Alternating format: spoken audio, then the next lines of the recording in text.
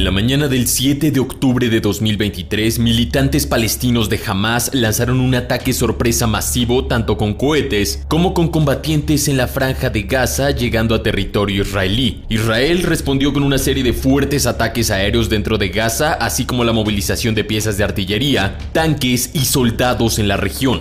Incluso el primer ministro de Israel, Benjamin Netanyahu, declaró que Israel está oficialmente en estado de guerra contra Hamás y dio órdenes a sus fuerzas de seguridad para retomar sus territorios. Por su parte, el mayor comandante de Hamás, Mohammed Deif, citó: "Este es el día de la mayor batalla para poner fin a la ocupación". El conflicto entre Israel y Palestina tiene muchas décadas. Es común que veas gente en redes sociales pidiendo la liberación de Palestina con la famosa frase en inglés de Free Palestine, o gente que apoya la política israelí y sus acciones. Sin embargo, para formar una opinión completa se debe tener un contexto histórico, político, humano, estratégico y táctico de la situación. De verdad que estamos ante uno de los conflictos más complejos de entender y de opinar, y no te culpo si no lo entiendes a la primera. En Armapedia siempre intentamos mantener la neutralidad para que tú puedas formar tu propia opinión al final del video. Básicamente que se base en tu criterio, no el de alguien más. Así que haré mi mejor esfuerzo para ser lo más imparcial posible y explicártelo de la manera más rápida, resumida y sencilla.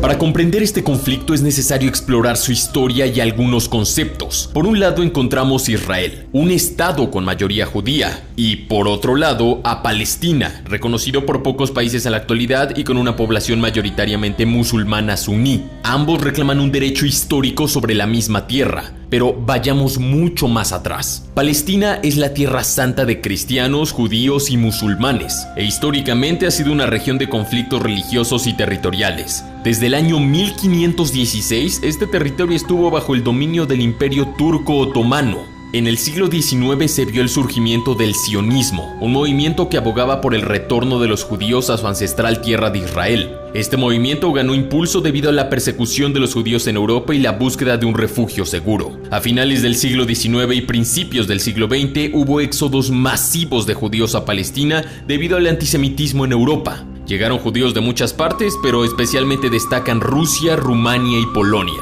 Más tarde, en 1914, la Primera Guerra Mundial dio comienzo y los turcos otomanos estaban del lado de Alemania. Así que Gran Bretaña, enemigo de estos dos países, decidió abrir un frente sur mediante la captura de la península del Sinaí y tomar Palestina de los turcos. En aquella época no había depredador más peligroso en el desierto que un beduino con su rifle, así que Gran Bretaña reclutó a líderes árabes de su lado para luchar contra los turcos, prometiéndoles el territorio de Palestina cuando ganaran. Pero Gran Bretaña también reclutó a varios batallones formados por judíos locales que vivían en Palestina con la promesa de que, si ayudaban a derrotar a los turcos, los judíos tendrían su propia patria, lo que se emitió con la Declaración de Balfour. Esto sí era muy atractivo para el movimiento judío llamado sionismo, que básicamente abogaba por una patria judía. Bueno, al final los británicos lograron su objetivo, formaron un poderoso ejército árabe y judío y terminaron aplastando a los turcos. El territorio ahora les pertenecía.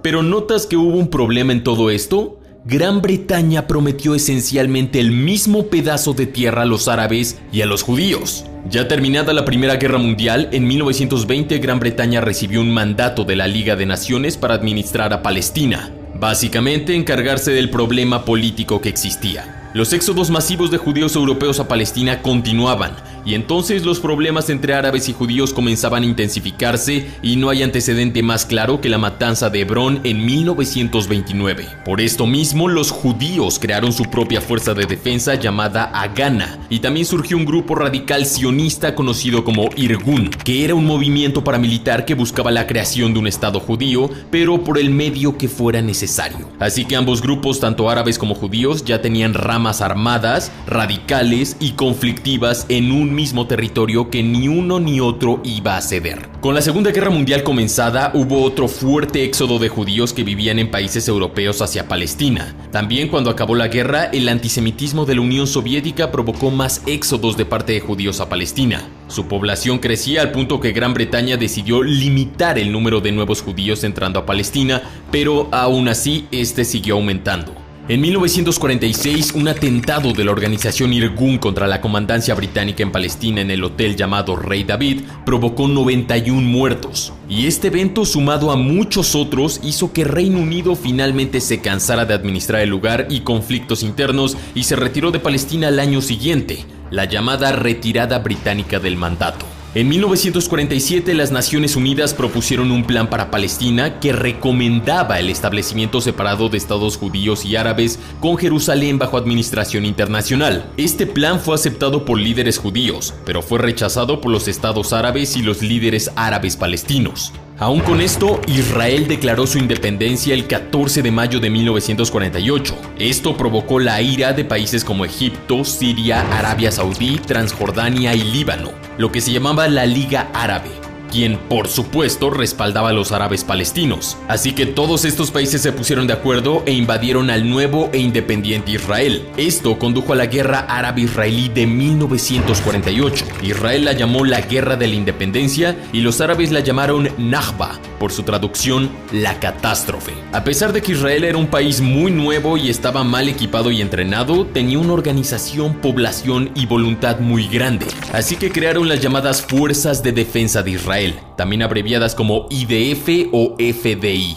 A pesar de las claras desventajas en armamento y numéricas, increíblemente Israel logró ganar la guerra contra 5 naciones árabes, expandiendo su territorio en un 23% más de lo asignado por la ONU y desplazando a más de 711,000 palestinos fuera del territorio ganado. En 1956, Egipto nacionalizó el Canal de Suez y cerró los estrechos de Tirán, que eran la principal vía de acceso al puerto más importante de Israel. Eso fue un duro golpe. Como respuesta a esta acción, Israel, en colaboración con Francia y Reino Unido, invadió la península del Sinaí, derrotando al ejército egipcio en el proceso. Sin embargo, la ONU intervino y forzó a Israel a retirarse, esto a cambio de la creación de una zona desmilitarizada alrededor del Canal de Suez, lo que proporcionaba una medida de seguridad contra posibles incursiones de terror. Ya para 1967, raramente las fuerzas de paz de la ONU se habían retirado y los estrechos de Tirán se volvieron a bloquear. Egipto, Siria, Irak y Jordania estaban preparando sus ejércitos, lo que llevó a Israel a lanzar un ataque preventivo, desencadenando un conflicto armado conocido como la Guerra de los 6 días.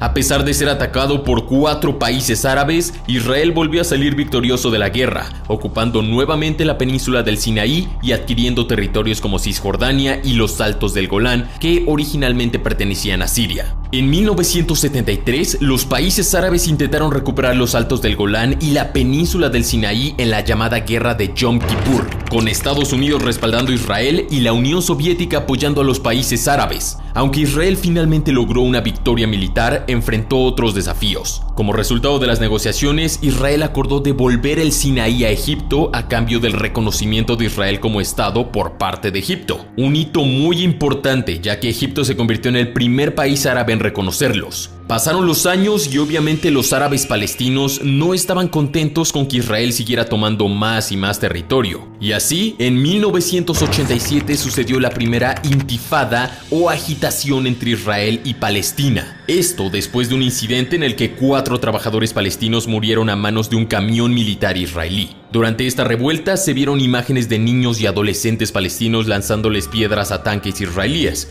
una imagen que se quedaría muy grabada en la memoria colectiva. Ese mismo año, la organización islamista conocida como los Hermanos Musulmanes crearon en Palestina una organización paramilitar religiosa para liderar la resistencia palestina, que se llamaría Hamas, compitiendo con la Organización para la Liberación de Palestina, OLP, las cuales tenían distintas maneras de abordar el conflicto y distintos líderes. En 1988, la OLP declaró la independencia de Palestina, pero pocos países la reconocieron. Yasser Arafat, líder de la OLP, reconoció a Israel como Estado en 1993, lo que llevó a los acuerdos de Oslo y la creación de la Autoridad Nacional Palestina, que permitió a los palestinos autogobernarse en Gaza y Cisjordania. Sin embargo, la paz fue muy efímera, ya que Hamás no estaba de acuerdo con lo que había hecho Yasser Arafat y la violencia continuó. Y escaló. La segunda intifada en septiembre del año 2000 fue aún más sangrienta, con numerosos ataques kamikaze palestinos. Estos ya eran ataques abiertamente de terror por parte de Hamás. Israel respondió con represión y durante este periodo murió Yasser Arafat, líder de la Organización para la Liberación de Palestina. Esto fortaleció a Hamás en la comunidad palestina y condujo a la retirada de civiles israelíes de Gaza y la eliminación de asentamientos en Cisjordania. Esta segunda intifada se cobró la vida de más de 4.300 personas. Pasó el tiempo e Israel construyó un muro alrededor de la Franja de Gaza. Aquí hay que explicar lo siguiente. La Franja de Gaza, a veces referida simplemente como Gaza, es una estrecha banda de tierra de la que 51 kilómetros lindan con el suroeste de Israel y otros 11 kilómetros con el noreste de la península del Sinaí en Egipto. La Franja de Gaza tiene un total de 360 kilómetros cuadrados. Esta tiene una población de aproximadamente 2 millones de habitantes. Una amplia tierra de nadie de 500 metros impuesta por el ejército israelí hace que una parte de la superficie de la Franja de Gaza no sea accesible para sus habitantes. La Franja de Gaza depende de Israel en términos de agua corriente, electricidad, telecomunicaciones y otros servicios. Esta impuesta Franja de Gaza causó un desastre humanitario en esta región. Debemos mencionar que Israel se encuentra en una región hostil, rodeado de enemigos que constantemente buscan su destrucción. Internamente, Israel es un país económicamente fuerte y militarmente poderoso. Desde su independencia, Israel ha implementado restricciones y represión contra los palestinos con el objetivo de reducir su presencia en el país y por su parte, los palestinos cada vez llevan acciones más extremistas para dañar a Israel y a su población civil. Y sí, hablamos de actos de terror de parte de Hamás, quien es uno de los grupos más apoyados por la población palestina al sur de Israel. Entonces, como puedes ver, ninguno de los bandos es una paloma blanca. Ambos han cometido actos atroces contra el bando contrario o generan represión y daño, y ninguno está dispuesto a ceder en prácticamente nada. Como dije, el odio que hay entre los dos es real y muy fuerte. De ahí lo difícil de estar a favor de un bando u otro siendo extranjero o no estando directamente involucrado en el conflicto. Moral y éticamente no se queda bien con ninguno. Por su parte, Israel también enfrenta amenazas de adversarios externos, no solamente de Palestina. Con regularidad, Israel realiza ataques aéreos en Siria, una nación donde las milicias respaldadas por Irán tienen una fuerte presencia. Además, es importante señalar que Irán ha expresado su intención de literalmente borrar a Israel del mapa.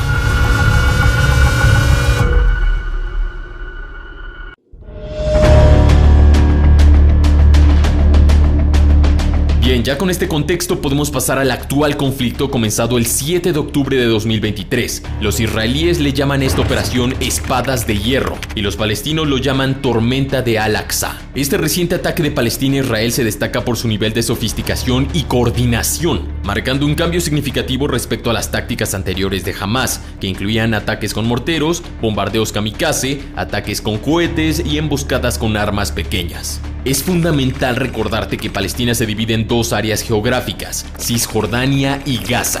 Cisjordania está bajo el control de la Autoridad Nacional Palestina más al norte de Israel, mientras que Gaza, al sur de Israel, está gobernada por Hamás, una entidad palestina que se autodefine como nacionalista, yihadista e islamista, pero es catalogada como una organización de terror por varios países. Entonces ahí está lo difícil. Mientras para Palestina y otros países Hamás es una fuerza de resistencia, para otros son hombres de terror. La responsabilidad principal del ataque palestino-Israel recae en las brigadas Eseldin al-Qassam, que constituyen uno de los brazos armados de Hamás, pues este tiene otras ramas educativas, sanitarias y deportivas. No obstante, en la ofensiva denominada como Operación Tormenta de Al-Aqsa, también han participado otras agrupaciones armadas palestinas. Como te digo, es un conflicto muy complejo y con muchos grupos. Y te preguntarás, Pero ¿por qué ahora? ¿Por qué Hamás realiza este ataque masivo a Israel en este momento y no lo hizo antes? Bueno, lo más creíble del desencadenante de esta escalada en el conflicto ha sido el anuncio de un acuerdo entre Israel y Arabia Saudí, en el que ambas naciones se comprometieron a normalizar sus relaciones y exhortaron a otros países árabes a seguir el mismo camino con Israel. Este hecho ha incrementado aún más las tensiones entre Israel y Palestina, que ya venían en aumento durante el año debido a los lanzamientos esporádicos de cohetes palestinos, los ataques aéreos israelíes, los disturbios en Jerusalén, etcétera, etcétera, etcétera. La verdad es que esto es por muchas razones y no se puede adjudicar a una en específico, pero vaya que coincide bastante este acuerdo con Arabia Saudí, que con la mediación de Estados Unidos resultó ser un duro golpe para los palestinos, quienes sintieron que su conflicto se estaba relegando y que estaban quedando cada vez más aislados a medida que los países árabes normalizaban sus relaciones con Israel. Como respuesta, Hamás aparentemente busca socavar dicho acuerdo mediante una escalada de violencia en la región, con la esperanza de presionar a otros países árabes a no adoptar una posición neutral entre Israel y Palestina, pues esto seguramente sería su perdición. Los combates entre ambas fuerzas se centran principalmente en la región sur de Israel, una zona de campos abiertos y tierras de cultivo donde las defensas se encuentran en vallas y alambres de espino. La población de esta región es mayoritariamente judía, pero también incluye una minoría árabe y musulmana. Hamás desde un principio lanzó ataques con cohetes de corto alcance destinados a saturar el sistema de defensa aérea de Israel, y sí, me refiero a la cúpula de hierro de la que hemos hablado en tantas ocasiones. A pesar de que Israel tiene una gran cantidad de soldados activos, la movilización de reservistas es una parte crucial de su respuesta. Los ataques de represalia israelíes incluyeron ataques aéreos y de artillería. Se han dirigido a objetivos de Hamás en Gaza. Sin embargo, en el proceso se han cobrado la vida de civiles. Y esto es porque todo sucede en zonas urbanas. Es importante entender eso. Tanto Hamás hace sus ataques en zonas urbanas como Israel, y quien sufre esas consecuencias es la población civil. La información sobre la situación actual es volátil y puede cambiar muy rápidamente. Las imágenes satelitales de los incendios provocados por los combates ayudan a confirmar la extensión de la ofensiva. Las fuerzas de defensa de Israel están combatiendo en 22 lugares diferentes en el sur de Israel en este momento que hago el video. Todo esto nos lleva a entender que la ofensiva de Hamás no fue ejecutada de forma improvisada.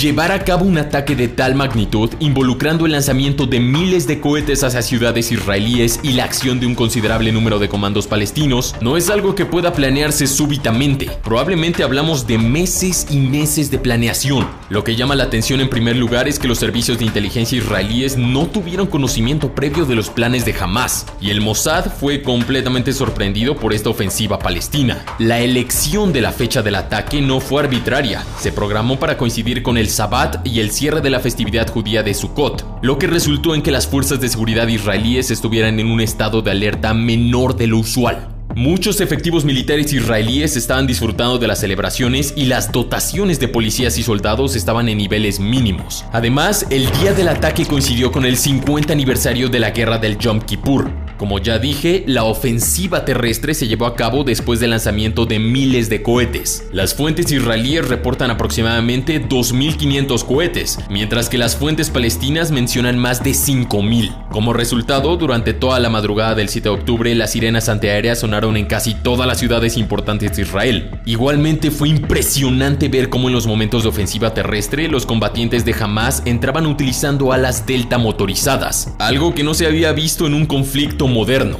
También mencionar que durante las primeras incursiones se secuestró a varios civiles y militares israelíes. Hamás planea hacer un intercambio de prisioneros o algo similar, pero las vidas de estas personas siguen corriendo peligro por lo volátil del conflicto. Y de hecho hay muchos extranjeros, incluyendo mexicanos, que fueron secuestrados por Hamás. Ya en el terreno, miembros de Hamás atacaron puestos fronterizos israelíes ubicados en la frontera entre Gaza e Israel, ingresando en diversas localidades israelíes y atacando tanto objetivos militares como civiles. Sorprendentemente, los palestinos lograron liberar a prisioneros de la cárcel israelí de Ashkelon. Un video difundido por Hamás muestra a la brigada de Al-Qassam asaltando el puesto fronterizo de Erez, el principal paso fronterizo entre Gaza e Israel. Es uno de los videos más crudos e impresionantes que se han visto de este conflicto. Hamás alcanzó varias ciudades importantes con poblaciones de alrededor de 30.000 personas. Dentro de la franja de Gaza hubo ataques de artillería y aéreos israelíes. Se utilizaron helicópteros de ataque AH-64 Apache para atacar objetivos dentro de Gaza con misiles AGM-114 Hellfire o cohetes Hydra. Israel tiene un total de 81 helicópteros de ataque de diferentes variedades. Decenas de aviones de combate de la Fuerza Aérea Israelí también atacaron objetivos de Hamás dentro de la franja de Gaza. Según la Fuerza Aérea Israelí, 17 complejos militares de Hamás y 4 cuarteles generales de mando de Hamás en toda la franja de Gaza fueron atacados tan solo el 7 de octubre de 2023. Israel opera con cazas F-15, F-16 y F-35 de fabricación estadounidense y con el bombardero francés Mirage 2000, así que tiene un inventario de unos 580 aviones de combate en total. Según los informes, Hamás ha atacado hasta ahora 4 helicópteros israelíes con misiles tierra-aire, probablemente con el 9K-38 Igla de fabricación rusa. Este ataque en general es preocupante para Israel porque los informes preliminares indican que Hamás golpeó lo suficientemente profundo como para obligar a Israel a evacuar una de sus bases aéreas cerca de la franja de Gaza. Los aviones están siendo trasladados a un lugar seguro. Los informes sobre el terreno afirman que los hombres armados de Hamás están abriendo fuego contra los coches israelíes que pasan por la ciudad de Sderot. La lucha ocurrió en Sderot, en la estación de policía que ya quedó completamente hecha pedazos, supuestamente por ataques con misiles israelíes. Hamás también utiliza en su ofensiva contra Israel un sistema casero de misiles Rahum de corto alcance de 114 milímetros. Esto es una especie de artillería de cohetes destinada a saturar una zona. Es una herramienta que ayudó a Hamás a disparar miles de cohetes tan rápidamente contra Israel. Y esto es porque el sistema de defensa antiaérea y el sistema de alarma de Israel solo suelen avisar con 15 segundos de antelación cuando se lanzan los cohetes por primera vez. Aunque no se trata de municiones de gran tamaño, el enorme volumen de fuego está diseñado para abrumar al sistema de defensa aérea de Israel que intenta derribar estos cohetes. Israel tiene 173.000 efectivos en servicio activo, pero también 465.000 en la reserva, ya que el servicio militar es obligatorio en Israel tanto para hombres como para mujeres. Y según sus líderes militares, están preparados para movilizar a cientos de miles de reservistas. El país ha desarrollado un sistema que le permite movilizar a la mayoría de sus reservistas en cuestión de días. Los palestinos tomaron el control de varias localidades en suelo israelí y detuvieron numerosos civiles y militares. Entre los cautivos se destacó la muerte del presidente del Consejo Regional del Sur de Israel, Ofir Liebstein. Para llevar a cabo este ataque, las fuerzas palestinas utilizaron una variedad de medios, incluyendo camionetas pick-up, motos, lanchas, drones kamikaze y armamento ligero como rifles. Básicamente fue una invasión por tierra, mar y aire. Sorprendentemente, también se reportaron daños a helicópteros israelíes, lo que sugiere que las tropas de Hamás cuentan con cierto armamento antiaéreo. A lo largo del ataque, Israel sufrió la pérdida de varios tanques Merkava Mark IV y diversos vehículos blindados de transporte de tropas. Algunos fueron destruidos y otros capturados, aunque no en un número significativo como para que los israelíes se alarmen por ello. Lo que podría ocurrir de aquí en adelante es que Israel lance ataques más amplios y violentos contra Hamás en Gaza. También es posible que Hezbollah abra un segundo frente en el norte, en la frontera septentrional de Israel, o que se produzcan más ataques desde Cisjordania. Eso daría una vuelta importante al conflicto. Ahora bien, hay que entender que Israel, un país con una población de un poco más de 9.3 millones de habitantes, se encuentra inmerso en un conflicto complejo y rodeado de enemigos en su región. Entre estos enemigos se encuentran naciones como Egipto, Líbano, Siria, Jordania, Irak e Irán, todos con mayorías musulmanas. Dadas estas circunstancias, Israel no puede permitirse mostrar debilidad y debe mantener una disuasión a través de respuestas poderosas y violentas. El primer ministro israelí Benjamin Netanyahu ha dirigido un mensaje a la nación advirtiendo a sus ciudadanos de que Israel está enfrentando una guerra, no combates, sino una verdadera guerra. En cuanto a la respuesta internacional, líderes europeos, incluida la presidenta de la Comisión Europea, Ursula von der Leyen, han condenado el ataque de Hamás de manera inequívoca. Estados Unidos ha ofrecido su apoyo a Israel para garantizar la seguridad del país y ha prometido represalias contra aquellos que respalden a Hamás. Literalmente, Joe Biden, presidente estadounidense, dijo: Estados Unidos está con Israel. Y el 8 de octubre confirmaron el envío del portaaviones USS Gerald R. Ford con sus aviones y sus aproximadamente 5.000 marineros estadounidenses, acompañado con otros buques de crucero y destructores. Esto como una postura de disuasión y apoyo a Israel.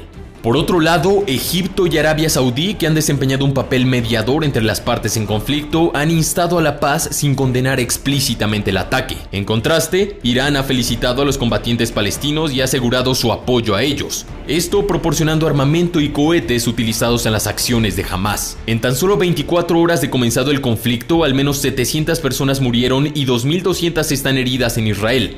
Y en Gaza, al menos 413 palestinos han muerto y más de 2.300 están heridos. En resumen, tras el inicio de la inesperada violencia en el ataque palestino-Israel, parece inevitable que se desate una guerra de grandes proporciones. Y la respuesta contundente de Israel parece ser una certeza. Ambos gobiernos han instado a sus ciudadanos a prepararse para enfrentarse a esta situación, y solo una derrota significativa de uno de los bandos podría poner fin a esta crisis. Existe esta incertidumbre sobre si Hezbollah aprovechará esta situación para lanzar su propio ataque al norte de Israel o si se mantendrá beligerante solo en el sur del Líbano. Además, el futuro de Gaza como territorio independiente parece estar en un momento especialmente oscuro. En Armapedia seguiremos viendo los avances del conflicto, pero lamentablemente una cosa es segura: el dolor, sufrimiento, tragedia y destrucción que provocará en ambos bandos seguirá.